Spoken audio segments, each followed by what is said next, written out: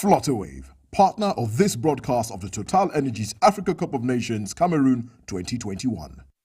All eyes are on Africa. All eyes are on Cameroon. All eyes are on UBC. The drama, the heartbreak, the suspense, tears, joy and celebrations in the biggest sporting event on the continent. In one place, UBC. Call your public broadcaster today and grow your business with us. 0752 265 827 and 0776 611 540. UBC, inspiring Uganda.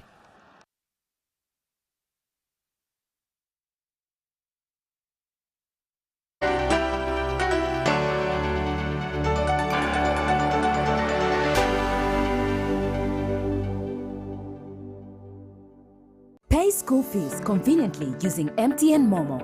Dial *165 *80#. Enter the student code provided by the school. It will show you the student name and the class plus outstanding balance. Enter the amount you want to pay. Enter PIN. You will get a notification confirming payment. It's simple, secure, and convenient. Everywhere you go, MTN. All eyes are on Africa. All eyes are on Cameroon. All eyes are on UBC. The drama, the heartbreak, the suspense, tears, joy and celebrations in the biggest sporting event on the continent. In one place, UBC. Call your public broadcaster today and grow your business with us. 0752 265 827 and 0776 611 540. UBC, inspiring Uganda.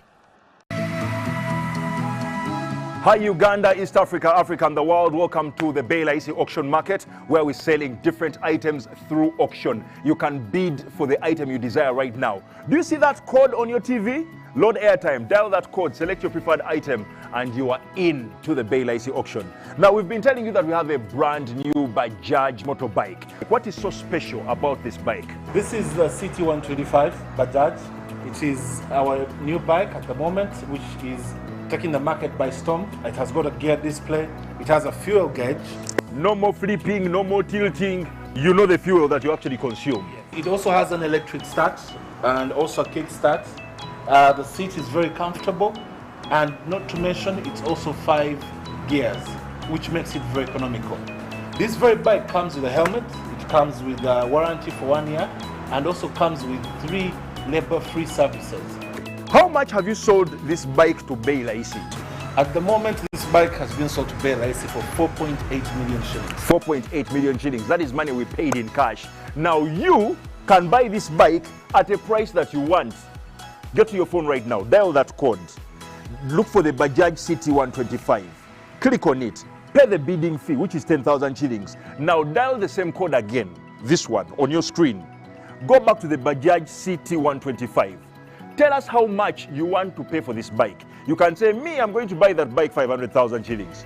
If you are the highest bidder with your 500K, we shall call you here on UBC. You come with your 500,000, pay it in cash, drive away with your motorbike.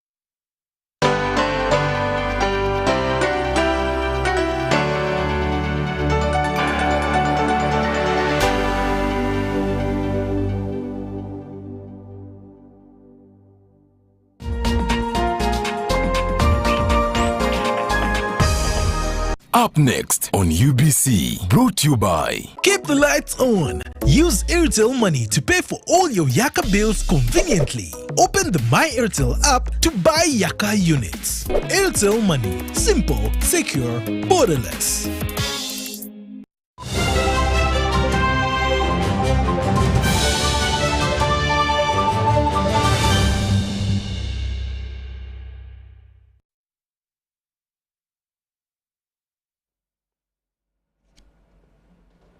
Hello and welcome to News Tonight. I am Rhoda Ngonzi. Let's quickly look at the top stories for tonight.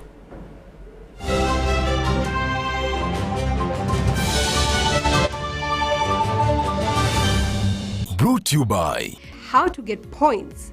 Just use MTN to make calls, send SMS, load airtime, buy bundles, or pay for MTN subscription services. Everywhere you go, MTN.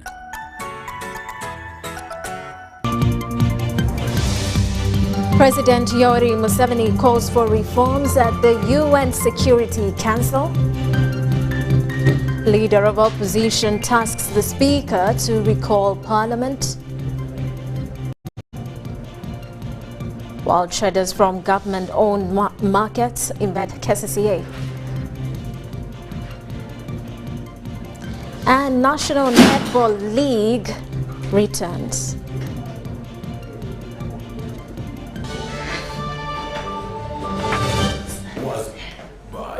Everywhere you go, MTN.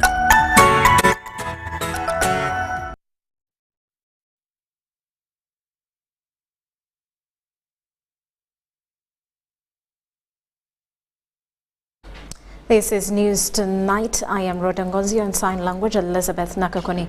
Uganda has hosted the 9th ministerial level meeting of the African Union Committee on the reform of the United Nations Security Council, composed of dignitaries from 10 African countries at Senegal, Uganda, Algeria, Kenya, Zambia, Sierra Leone, Congo, Libya, Namibia and Equatorial Guinea. The meeting was hosted by President of Uganda, Yoweri Museveni, at Peak Resort, Munyonyo. While addressing the excellencies, President Museveni called for reforms on the composition of the UN Security Council. Let's take a look.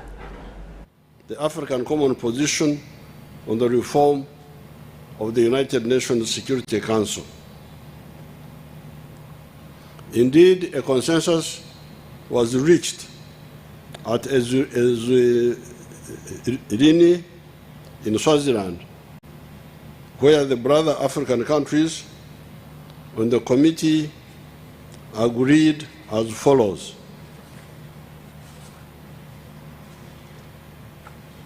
Number one, to promote Africa to be fully represented in all the UN organs, especially the United Nations Security Council.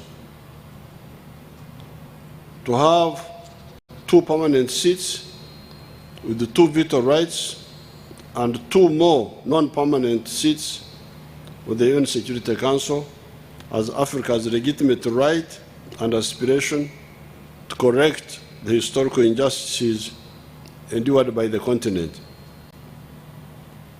Number 3, the African Union shall be responsible for the selection of African representatives to the UN Security Council.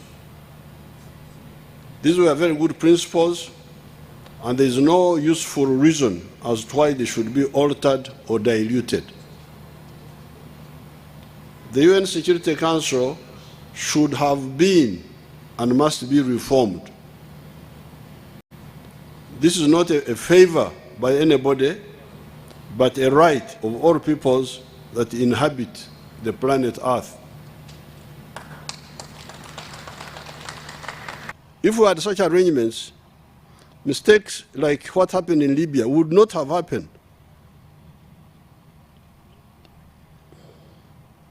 Because I remember on the issue of Libya, I was a member of the Committee of 5. I hear rumor that I'm still a member, although it never meets. There was a Committee of 5 on Libya. I think chaired by Jacob Zuma, or either Jacob Zuma or Sassou Nguesso. We were members of that committee to bring peace in Libya, and we were going to do it. And actually, at that time, I didn't go, but I sent a representative, and the African leaders were in the aircraft, going from, I think, Mauritania to Libya, in the air. When they were told, go back, Libya is being attacked. Can you imagine? African leaders, former colonials are attacking an African country against the wish of the African Union. This is a very big mistake for this generation to accept. Very big mistake. Now you see the chaos which came from that. So who is accountable for this? These crimes. These are crimes against humanity, which they keep talking about.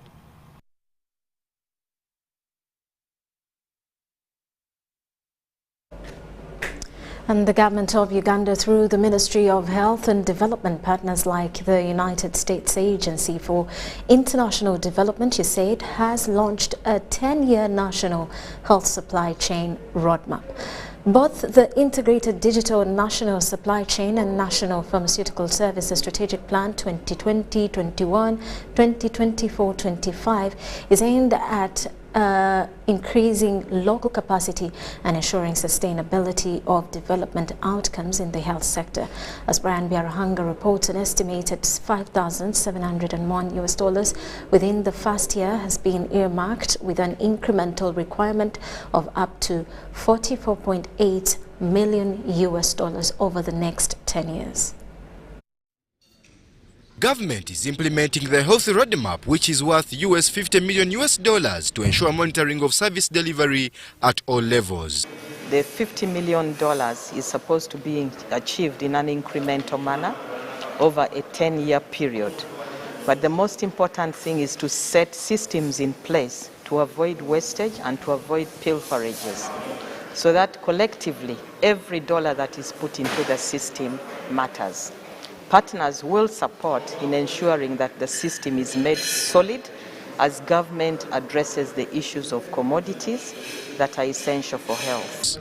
Government, through the ICT Ministry and the Ministry of Energy, have committed to ensure internet connectivity and power supply in healthy facilities, thus easing the healthcare system in Uganda.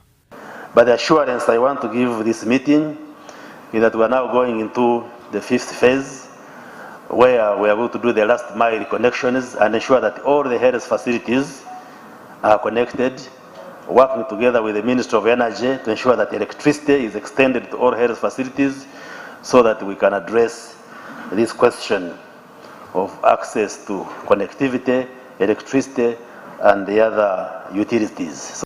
Facilities with most numbers of people will get the most supplies during this 10-year health supply chain. However, this will also require most recruitment of healthy workers and pay rise for scientists this financial year. Recently, Cabinet decided that there should be recruitment of the health personnel in the next financial year. And we are glad that even the Ministry of Finance agreed to this. So we are therefore going to prioritize it so that at least the recruitment is effected, and also the wage aspect is also made better. Meanwhile, top on their agenda is consideration of early supplies to healthy facilities in villages. We as leaders will be personally following up and asking for practical progress on the ground. We are committed to do that. Tumwine Brian Biaruhanga, UBC News.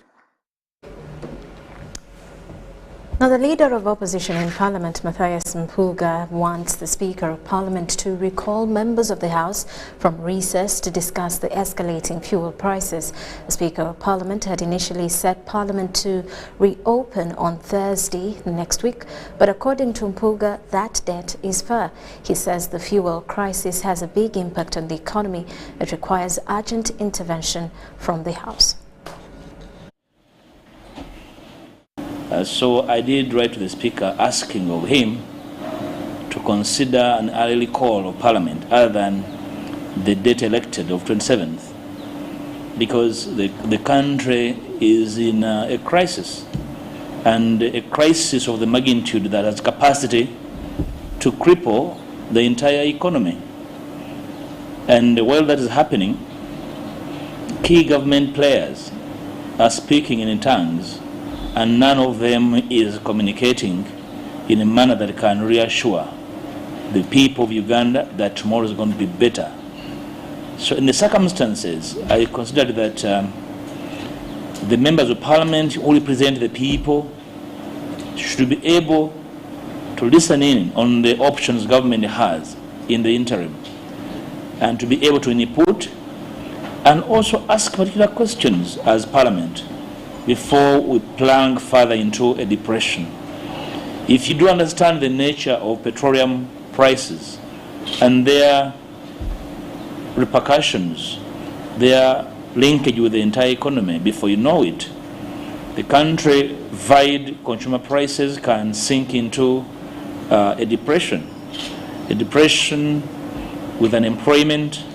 Suddenly, what the economists prefer to call stagflation is bad for an economy that is trying to recover from the ravages of COVID.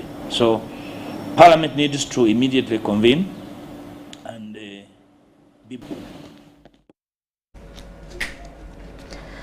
Meanwhile, the Deposit Protection Fund of Uganda wants the government to consider establishing an independent law to manage the fund and to reaffirm stability of the financial sector. Chairman Board of the fund, Ben Pachikagoro, made the request at the maiden commissioning of the fund's offices in Nakasero.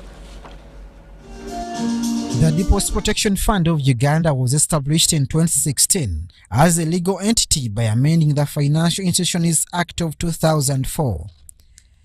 The fund is a deposit insurance scheme for customers of contributing institutions in the financial sector. Put in place processes and structures to manage the timely liquidation of contributing institutions as mandated under the Financial Institutions Act 2004. The fund operating under Collective Financial Institutions Act, which its managers believe does not offer a wide opportunity of job execution. They appeal to the government to establish an independent fund legal framework. Also, the fund needs to have a substantive dedicated legal framework, given its importance as a backstop of financial sector stability. We will continue to work towards having a standalone DPF law. Since the establishment, the fund has been operating under Bank of Uganda premises. Today, the fund has celebrated some of the achievements and commissioned independent office to reaffirm commitment to safeguard depositors' interests.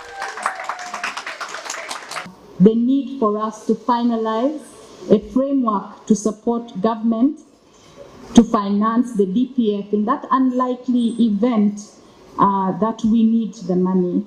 And I must stress that this sort of funding would only be called upon in case of a national financial crisis.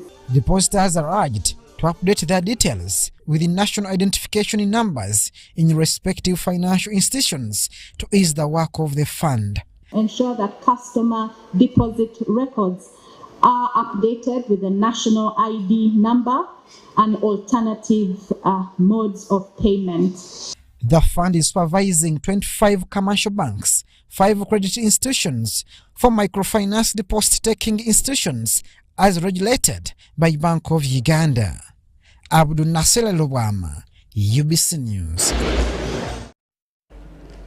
Now, it's more than 2 years now since Rwanda closed her borders with Uganda at Katuna and Chenika border points, paralyzing trade and movement of people between the two countries, whereas an agreement to end hostilities between Rwanda and Uganda was signed by Presidents Yoweri Kaguta Museveni and Paul Kagame, respectively, to settle the disputes. The realization of the agreement is yet to be achieved. Ivan Kawa reports the progress of resolving the dispute. Uganda's head of state, His Excellency Yoweri Kaguta Museveni, recently delivered a special message to his Rwandan counterpart, Paul Kagame, through Ambassador Adonia Ayebare, Uganda's permanent representative to the United Nations. Arthur Bainomjisha, a conflict resolution specialist, is optimistic that the almost 3-year conflict between Rwanda and Uganda will be resolved.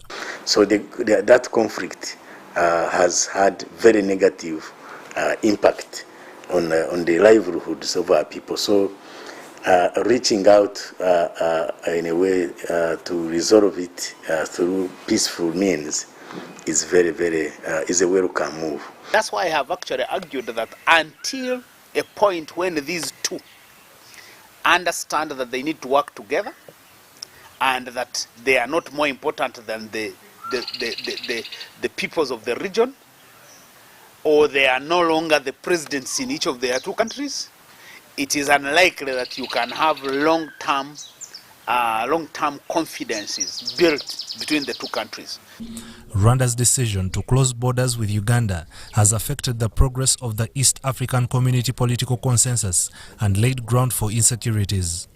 So if Uganda and Rwanda were at peace, and the whole region, the East African community was working together, they would be able to flush out the negative forces in Congo. In 2019, Presidents Museveni and Kagame signed an agreement to end the bickering and normalize ties between Uganda and Rwanda, but the efforts did not resolve much.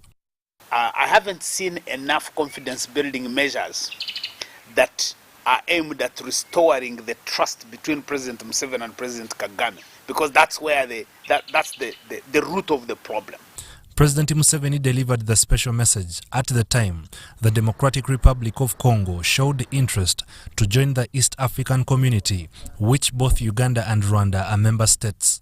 It was also the same period the UPDF, together with the FADC forces in the Democratic Republic of Congo, launched attacks to eject allied democratic forces from the thickets of DR Congo. And there is a history of crashes in the Congo, Tsangano 1, Tsangano 2, Tsangano 3. I think it is not. It is messy. It's not a good memory, and I think the leaders are still the same leaders, and I think they would want to avoid a repeat of Tsangano 1, Tsangano 2.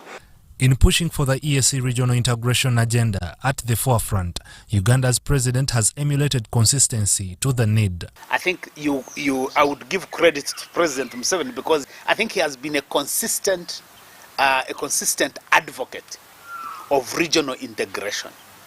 And that is in spite of his problems here. The conflict has pushed these countries to a level where it is not winnable, it is hurting, and then I think this time, and in terms of conflict resolution, in terms of peacemaking, for me, when do you intervene? I think the time is now when you can intervene between two warring parties. You intervene at the point of stalemate, or what we call the time of ripeness. To settle the dispute between Rwanda and Uganda, there needs to be political will, honesty, trust, commitment, discipline, and putting countries before self. Ivan Kahwa and Marion Nakitene, UBC News. Joint Permanent Commission between Uganda and Tanzania has concluded with the two countries committing to collaborate, consolidate and deepen their fraternal relationship. The two delegations deliberated upon matters of immigration, defense and how to utilize trade and industry to spur growth. The Joint Permanent Commission in Kampala took stock of the progress made in the implementation of various decisions, agreements and memorandum of understanding made in the third JPC held in Dar es Salaam. I wish to reiterate Uganda's commitment to the full implementation of the decisions of this JPC session, which will further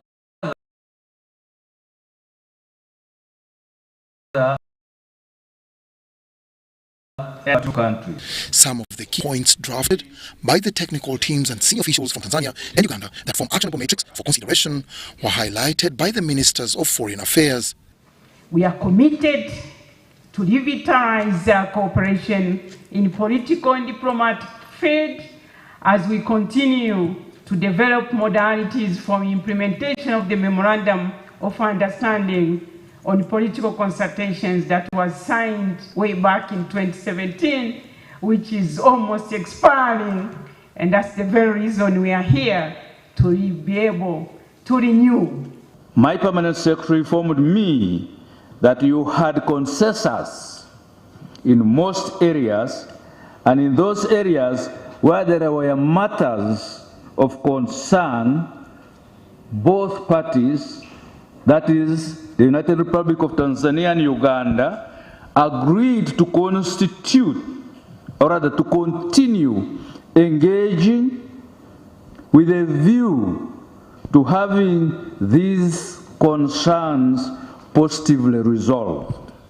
The two countries reiterated their commitment to continue collaborating in order to consolidate and deepen their fraternal relationship. The multi-billion-dollar oil and gas project was singled out among the major social and economic transformational endeavors being pursued by the two governments.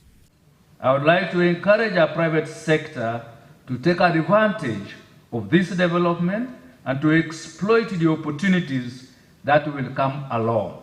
Despite the health risks posed by the COVID-19 pandemic, I firmly believe that through working together to implement agreed decisions, our cooperation and partnership will reach new heights. The Joint Permanent Commissions are an important framework that provide a platform for countries to not only strengthen bilateral ties, but also work together on a multi-sectoral level. Dennis Igoa. Nakawa Grade 1 Magistrates Court has committed the 8 accused persons in the attempted murder of General Edward Katumba Wamala to the International Crimes Division for trial. It follows defense counsel withdrawing the application objecting prosecution's move to institute new charges against the accused during committal. In the last court sitting, lawyer Geoffrey Msima, representing the 8 suspects in the attempted murder of General Edward Katumba Wamala, objected prosecution's prayers of fresh charges against the accused during committal. According to Msima, this was infringing on the accused's rights to fair hearing. The state, represented by Barbara Chomogisha, failed to clarify on this issue. Defense counsel Geoffrey Msima has withdrawn the objection prayers. Nakawa Grade 1 Magistrate Posiano Odoli has committed the accused to the International Crime Division Court for trial. This case accomplished, so all the 8 accused persons are going to be committed to the High Court for trial. They are going to be committed on the counts that we have just read to them. Count 1 of terrorism, and the alternative counts 1 to 22. Prosecution amended the charge sheet with 6 more counts, bringing to a total of 30 counts against the accused. The new charges include robbing capital shoppers in Kanyanya, Chief General Adway and Nasa Wachiso district, terrorism, belonging to a terrorist group, murder, attempted murder, aggravated robbery, among others. Of course, it is an infringement, especially in regards to fair hearing. You know, fair hearing is broad. It does not mean that it's only when we go to court, but also it entails the 48 hours. It entails the application where one has to appear in court well knowing the offense in particular. But for the last 6 months, we have so far more than 5 amended charge sheets. It was a sign that they are not ready. The accused are also facing charges of murdering the daughter of General Edward Katumba Wamala, Brenda Nantongo, his driver Aluna Kayondo, and police officers in different parts of the country. The profound or vivid client of ours for some good time now A2 Yasin Nyanzi has been added on all the charges. That is the de novo attempted murder, in fact murder, attempted murder and aggravated robbery. The unfortunate thing is the period when all those offenses were committed, our client was still in custody in Luzira. Now we are wondering how he participated in all those offenses. However, it is a matter which we shall present before court in High Court, and we see how to move. It is going to be our obligation as their advocates to push so that to see their matter be heard. The 8 accused persons include Selubura Hussein, Yusuf Nyanzi, Kagogobe Muhammad, Wahabo Kamada, Ayubu Chisambira, Abdulaziz Ramadan, Akim Ramadan, Aniwampa Kuzaifa, Deborah Namamonde, Nantongo Rebecca, UBC News. So government has handed a 6-month grace period to Boda operators in Kampala Metropolitan to reorganize and the industry or else risk losing out part of their operation fields. This was part of the outcomes of the Thursday engagement by a section of Boda leaders with the Minister for Security, Jim Muhwezi, Transport and Works, General Katumba Wamala, and that for Kampala Affairs, Minsa Kavanda. The meeting held at the Ministry of Transport and Works was closed to the media. Today had the engagements with. Although there were no public communications regarding the intended Boda stakeholders meeting with government officials, the closed-door engagement has happened this Thursday. And we so far had the engagements on about 5 issues. The meeting, which was held at the office of the Minister of Works and Transport in Kampala, was only for invited leaders, a move which ignited a section of Boda operators as security blocked them. It is revealed to us that in attendance were Ministers of Works and Transport, General Katumba Wamala, Security Minister, Retired Major General Jim Muhwezi, and for Kampala Affairs, Minsa Kavanda, and her Deputy, Chofa Togabye. Era badde basanyufu nnyo ku nsonga ya uniform. General Katumba Wamala n'alaga n'okulaga nti ligenda kufuuka tteeka. Owa boda oyo atayagala kwambala uniform agenda kuva mu mulimu guno. Later on, we interacted with a section of leaders who attended the engagement. Era waliwo ensonga nnyingi ez'obutebenkevu ze tubalaze ezireetebwa obutali butebenkevu obuleetebwa obudde bwa kafyu, ne tubasaba obudde bwa kafyu butwongerweko waakiri bugende ku ssaawa nga 4. According to these Boda leaders, the engagement resolved that there will be no Boda operators allowed to conduct business in the Kampala metropolitan area without a uniform identification, among other requirements. Organizing the central business district, especially in line with the Boda free zone, was also top on the agenda.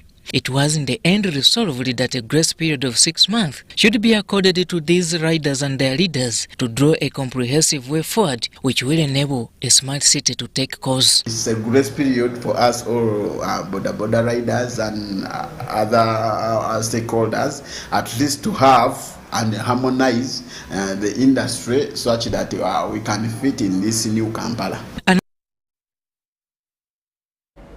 And traders operating in government-owned markets in Kampala have stormed Kampala Capital City Authority headquarters, demanding for the authority's executive director's acknowledgement on the president's directive that stops the old management from running the markets over scandals. Last year, President Museveni stopped the leadership in all state-owned markets from managing them over dubious and mischievous acts that included exploitation, overtaxation, among other issues. The Fountain of Honours Directive ordered the markets to be gazetted under the management of Kampala Capital City Authority. However, in the interim, the leadership was elected to take care of them, as the plans were made for traders to elect their own leaders. Even after the president's directive, wrangles and scandals kept on surfacing in these markets. Thursday morning, traders working in the markets of Owino, Wandege and Nakasero invaded the headquarters of Kampala Capital City Authority, demanding for the authority's executive director to give an explanation on the election of their own leaders, as the ultimatum time given to the interim management expires on 2nd February this year. Oluvannyuma lumuwandiikira nga twagala omusinkana n'atasobola tuddamu tumusinkane. Kwe kwesitula tulabe nti tumusinkana tumubuuze ki ekiddako okuva pulezidenti bwe yayogera nti obukiiko obuli mu butale buveemu. Twawulira nti pulezidenti yabagamba ennaku z'omwezi nga 2 abakulembeze abalimu baveemu. Twagala okumanya Idi ku nsonga eyo atuuseewa. The grieved traders said they are ready to manage their markets after waiting for so long. Era Lord Mayor yogera bulungi n'agamba nti abasuubuzi bagenda okwera mu interim endala egenda okuddukanya obutale. Ba president bano bwe yabagobamu n'abagaba kwaki baveemu. Yinza bwamuweebwa okututegeka naye ategeka baki nga ffe tannatuyita. Yensonga lwaki tuzza olwaliro nga tetunnatuukanga ennaku z'omwezi 2. Nze alwanirira Nakasero, nwanirira Nakasero waffe ng'abasuubuzi. Kuba abasuubuzi twaweebwa omukisa ne tugula ettaka eryo ery'e Nakasero kwe tuli.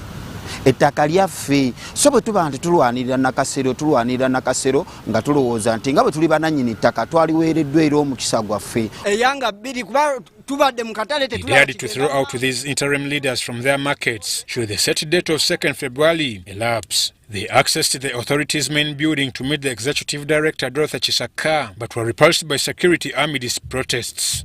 As they vowed not to leave unless Chisaka talked to them. By press time, unconfirmed reports revealed that the executive director Dorothy Chisaka had delegated the head Kampala Capital City Authority Markets Esa Ogalukande to meet them. I'm Ivan Juko, reporting for UBC News. And Uganda Airlines is currently undergoing evaluation processes by the United Kingdom Civil Aviation and European Union Safety Agency so as to operate in the UK and Europe. This process, once complete, will pave way for the launch of commercial operations to London this year. But as Samuel Senono reports, the airline is looking at the route expansion with trepidation in the face of the mutating COVID-19 virus. Uganda Airlines has laid out key focus areas for 2022, including focusing on customer retention systems, network expansion, and growing cargo operations. The airline, with a fleet of 4 Sierra Leone jetliners and 2 Airbus A330s, serves 11 destinations. According to figures released by the airline, Uganda Airlines transported 98,760 passengers in the first half of the financial year 2021-2022, and 14,363 of these were on the Airbus, while 84,397 were on the CRJ-900 jetliners. The airline says it earned $13.3 million in revenue from these operations. Uganda Airlines acting CEO Jennifer Wamturaki highlighted that the national carrier has steered steadily in the turbulent skies, and they will look at harnessing the gains reached at so far. Of course, 2021 was an eye-opener. There are a lot of things we are doing differently now as an airline. What we did in the beginning in 2019 when we were launching our routes, a lot of the operations that we did, a lot of the routes that we opened, some we opened without necessarily doing feasibility studies. We're going by historical figures, we're going by what IATA shows, and what the MIDT shows. MIDT is that information, data you get from intelligence, market intelligence. But now, 2022, we're launching 2022 on a more strategic, we're doing it more strategically. What do I mean? Is that we are now embarking on feasibility studies around Africa. To cut on costs, Uganda Airlines also plans to manage its ground handling and aircraft maintenance services. We are training our people, buying equipment, equipping our facilities so that we take over this maintenance ourselves, so that we can localize and ensure technology transfer, save costs. For the network expansion, there are plans of rolling out direct flights to European cities, West Africa, the Middle East, and London. The London route had stalled due to the evaluation process, which changed post-Brexit. That the UK is assessing us as an operator using the validated information that we've presented them, that our civil aviation recently approved us for. Like all things, these things take time. And this is a unique operation, it's a very big operation and the like, it takes time. So the UK CAA is evaluating all our requirements. Uganda Airlines also says that they will continue seeking commercial alliances and partnerships with global airlines. Samuel Senono, UBC News. With that, let's quickly take a short break. We'll return with more details.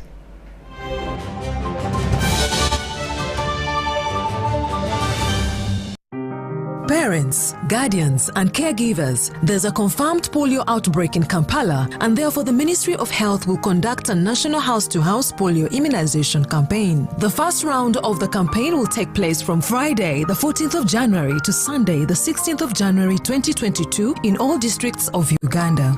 During the national house-to-house polio immunization campaign, health workers will come to your homes and immunize all your children under 5 years of age. Please note that the national house-to-house polio immunization campaign does not replace the routine immunization. The polio vaccine is safe, effective, and free. Parents, guardians and caregivers, please ensure that all your children under 5 years of age are immunized against polio during the National House-to-House Immunization Campaign from Friday 14th January to Sunday 16th January 2022. The dates for the second round of the campaign will be announced in due course. This message is from the Ministry of Health with support from UNICEF, World Health Organization and partners. Sasula school fees mu bwangu ddala ng'okozesa MTN Momo. Nyiga star *5 star 80 # yingizamu student code eyakuweebwa essomero. Ojja kulaba erinnya ly'omwana, ekibiina kye ne ssente z'obanjibwa. Yingizamu omuwendo gw'ogenda osasula. Yingizamu PIN. Ojja kufuna obubaka nga bukakasa nti osasudde. MTN Momo. Nyangu, yeesigika ate tesumbuwa. Everywhere you go. MTN. Raising voices. As a teacher, I have the opportunity to shape how children grow and learn. I believe in creating a non-violent school where children feel safe and respected. I promise to lead by example and create a different kind of relationship with my learners, one that helps them grow. In this time of COVID, what is your promise to the children of Uganda? Because a violence-free childhood is everyone's right. Raising voices. Pay school fees conveniently using MTN Momo. Dial *165 *80 #. Enter the student code provided by the school. It will show you the student name and the class plus outstanding balance. Enter the amount you want to pay. Enter PIN. You will get a notification confirming payment. It's simple, secure, and convenient. Everywhere you go, MTN. Parents, guardians and caregivers, there's a confirmed polio outbreak in Kampala, and therefore the Ministry of Health will conduct a national house-to-house polio immunization campaign. The first round of the campaign will take place from Friday, the 14th of January to Sunday, the 16th of January 2022 in all districts of Uganda. During the national house-to-house polio immunization campaign, health workers will come to your homes and immunize all your children under 5 years of age. Please note that the national house-to-house polio immunization campaign does not replace the routine immunization. The polio vaccine is safe, effective, and free. Parents, guardians and caregivers, please ensure that all your children under 5 years of age are immunized against polio during the National House-to-House Immunization Campaign from Friday 14th January to Sunday 16th January 2022. The dates for the second round of the campaign will be announced in due course. This message is from the Ministry of Health with support from UNICEF, World Health Organization and partners. Start the year off with my Airtel 4G smartphone. You get to enjoy free 1 GB data valid for a month and 100% bonus data every month for 3 months at only 250,000 Uganda shillings. This includes free data spread over 3 months worth 86,500 Uganda shillings, making the effective price of the 4G phone 163,500 Uganda shillings only. Visit the nearest Airtel shop and get one today. Airtel, the smartphone network.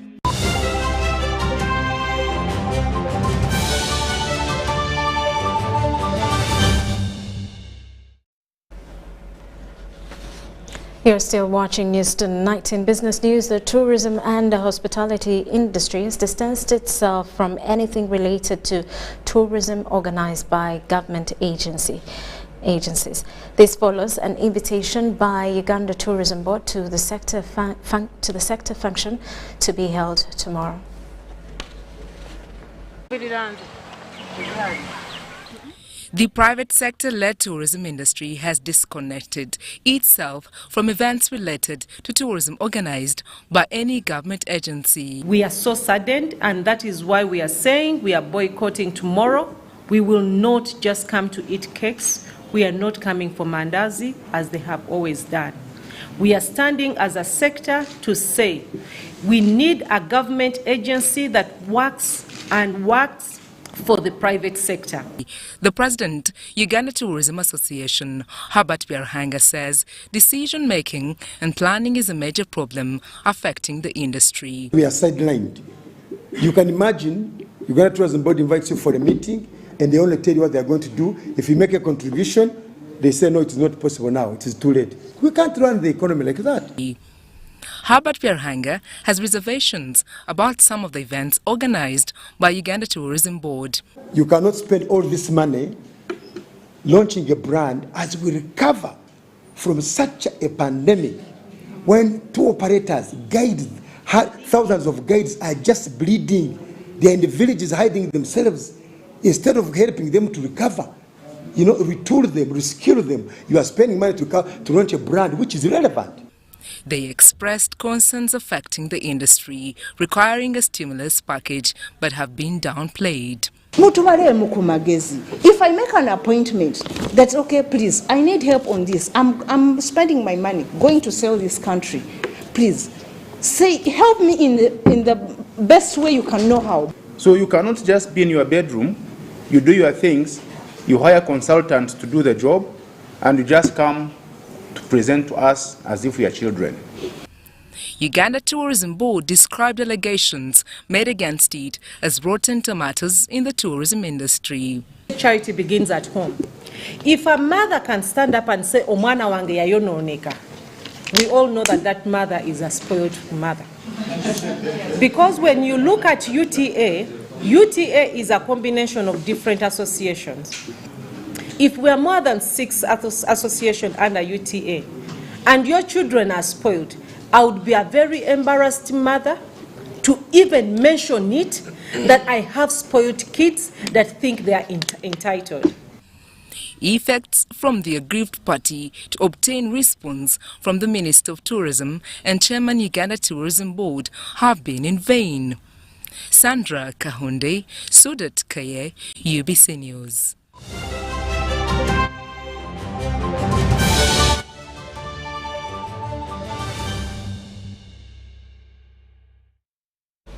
And now in sport, the second round of the National Netball League throws off this weekend with 5 games on CAD.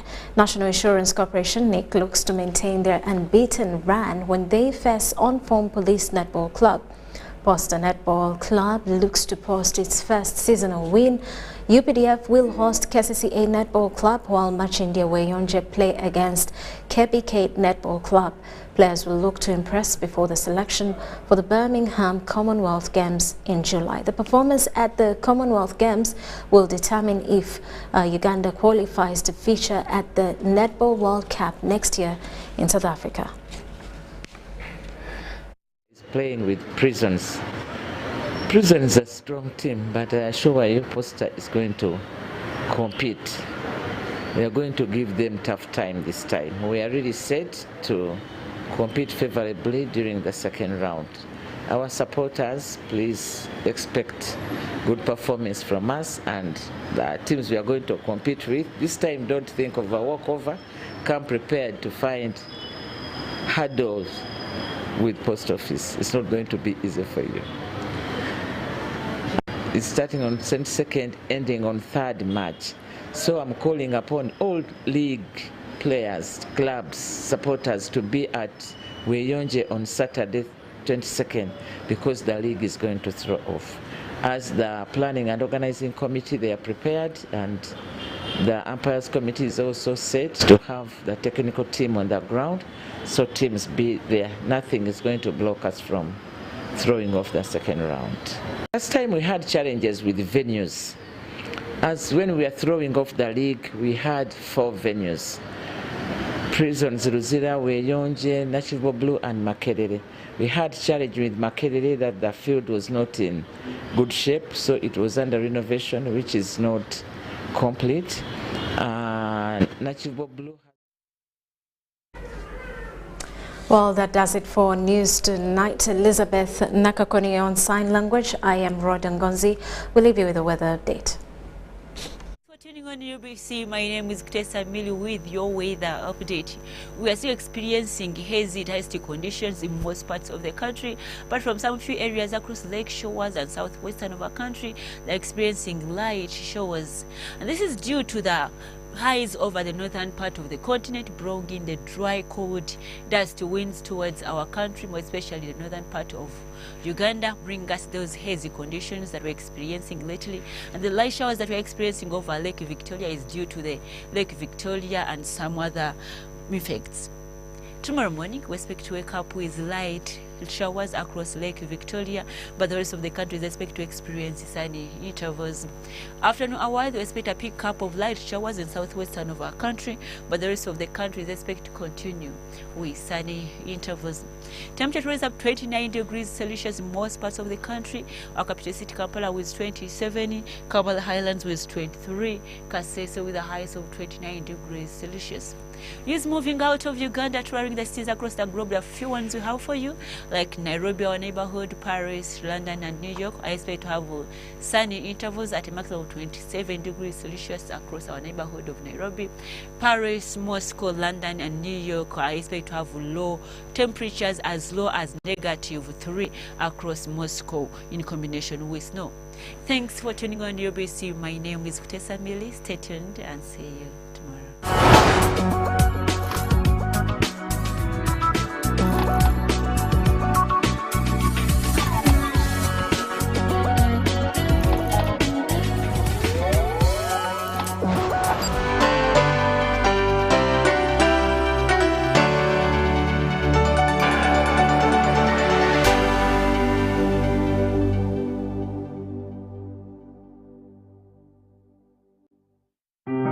Parents, guardians and caregivers, there's a confirmed polio outbreak in Kampala, and therefore the Ministry of Health will conduct a national house-to-house polio immunization campaign. The first round of the campaign will take place from Friday, the 14th of January to Sunday, the 16th of January 2022 in all districts of Uganda. During the national house-to-house polio immunization campaign, health workers will come to your homes and immunize all your children under 5 years of age. Please note that the national house-to-house polio immunization campaign does not replace the routine immunization. The polio vaccine is safe, effective, and free. Parents, guardians and caregivers, please ensure that all your children under 5 years of age are immunized against polio during the National House-to-House Immunization Campaign from Friday 14th January to Sunday 16th January 2022. The dates for the second round of the campaign will be announced in due course. This message is from the Ministry of Health with support from UNICEF, World Health Organization and partners. You know, you could just buy a new smartphone from anywhere in Uganda. Dial *175*94# to activate their 100% double data bonus offer on weekly or monthly bundles for 3 months. Better yet, you automatically receive free 1 GB valid for 30 days. You are hooked already, aren't you? Enjoy a 100% double data bonus from Airtel. Buy a smartphone from anywhere in Uganda and insert an Airtel SIM card. Dial *175*94# to activate a 100% data bonus offer on weekly or monthly bundles, valid for 3 months. Dial *175# and select your preferred bundle to activate a 100% data bonus offer on weekly or monthly bundles, valid for 3 months. Airtel.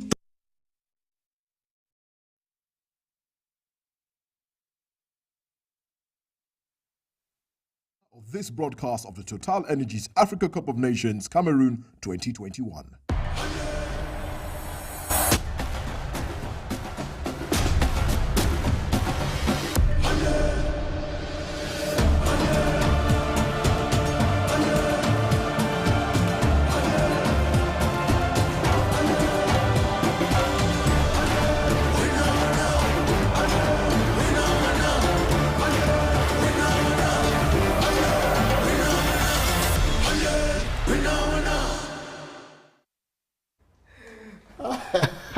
It's a bit interesting in the studio here when Jamilu and Mikel talks to me, talking about the games. But anyway, as you see the teams coming out of the dressing rooms, of course, I'm in the company of Michael and Timothy.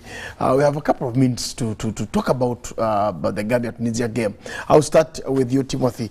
Gambia did shock us. There are some they played against Mauritania. Yeah. And this time around, I also believe they can shock the world by beating Tunisia. Yeah. What do you think? They actually did get a very important point in the most previous game to take them to 4 points. I believe they've already qualified because looking at even if they lost today, they still have a chance to qualify as one of the third best teams. So, but I think this is a game where Tunisia want it more than Gambia does, and this is what will even make it more difficult, because if you are to benchmark from the earlier game, you realize that the pressure that Algeria were under coming into this one might just befall the Tunisians as well. Before we go to the national anthems, Michael, Saif Marwandaga, do you see Tunisia getting 3 points against Gambia? Yeah, it will be very difficult for Tunisia to walk away with the maximum points, because we need to take a look at one of the greatest strikers from Bologna, that is Moussa Barrow. Bologna. Yes, Moussa Barrow. The team in Italy. He will be making a couple of differences, but we cannot forget Omar Kole, who is also playing his club football down in Italy for Sampdoria. So those are two gentlemen to watch in the Gambian national team. Okay, we'll see you at half time. Don't go away.